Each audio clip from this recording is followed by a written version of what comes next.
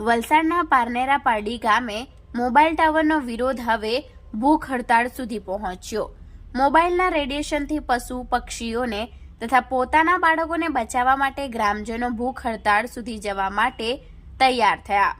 સમગ્ર ઘટનાની વિગતવાર વાત કરીએ તો પારનેરા પારડી ગામના પારનેરા પારડી ગ્રામ પંચાયત હદ વિસ્તારમાં આવતા ચીચવાડા ગામે સરપંચ દ્વારા ગ્રામજનોની પરવાનગી કે મંજૂરી લીધા વિના કે પછી કોઈપણ જાતની ગ્રામસભા વિના મોબાઈલ ટાવર લગાવવા માટે ખાનગી કંપનીને પરવાનગી આપી હતી।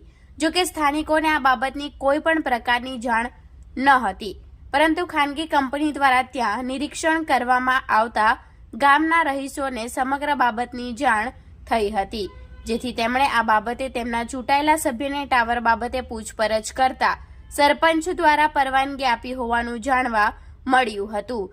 જેથી આજથી 10 દિવસ અગાઉ ચીચવાડા ગામના સ્થાનિકો મોટી સંખ્યામાં બાળકો, વડીલો, મહિલાઓ સહિત મોટી સંખ્યામાં યુવાઓ આ મોબાઈલ ટાવરના વિરોધમાં પારનેરા પારડીના ખોખરા ફળિયા ખાતે રહેતા મહિલા સરપંચ સુરેખાબેનના ઘરે પહોંચ્યા હતા અને કોની પરવાનગીથી ખાનગી કંપનીને મોબાઈલ ટાવર લગાવવાની પરવાનગી આપી હોય તે બાબતે પૂછ્યું હતું।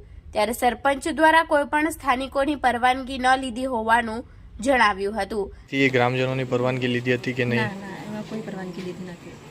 અને વહેલી તકે આ કામ રદ કરવાની બાહેધરી પણ ગ્રામજનોને આપી હતી, જેથી ગ્રામજનોને સંતોષકારક જવાબ મળતા તેઓ પોતપોતાના ઘરે રવાના થયા હતા। પરંતુ આ વાતને 10 દિવસ વીતી ગયા હોવા છતાં સરપંચ દ્વારા આ કામગીરી રદ ન કરાતા ગ્રામજનો રોષે ભરાયા હતા અને તેમના પરિવાર, બાળકો તથા ગામના પક્ષીઓને તથા રેડિયેશનના નુકસાનથી બચાવવા માટે કાયદાકીય પગલાં ભર્યા હતા, જેમાં ગ્રામજનો દ્વારા જિલ્લા પંચાયત કચેરી ખાતે જિલ્લા વિકાસ અધિકારી, ત્યારબાદ રૂરલ પોલીસ મથકે પીઆઈ બીડી જીત્યા, તાલુકા પંચાયત કચેરી ખાતે તાલુકા વિકાસ અધિકારી અને પારનેરા પારડી ગ્રામ પંચાયત ખાતે સરપંચ સુરેખાબેને લેખિતમાં રજૂઆત કરી હતી અને લેખિતમાં રજૂઆત કરતા ગ્રામજનોએ સ્પષ્ટપણે 3 દિવસમાં જો યોગ્ય નિકાલ ન આવે તો ચીચવાડા ગામના ગ્રામજનો ગ્રામ પંચાયત કચેરીની બહાર ભૂખ હડતાળ કરશે અને આ ભૂખ હડતાળ દરમિયાન જો કોઈ પણ જાનહાનિ થાય તો તેની જવાબદારી સરપંચશ્રીની રહેશે તેવી ચીમકી ઉચ્ચારી હતી।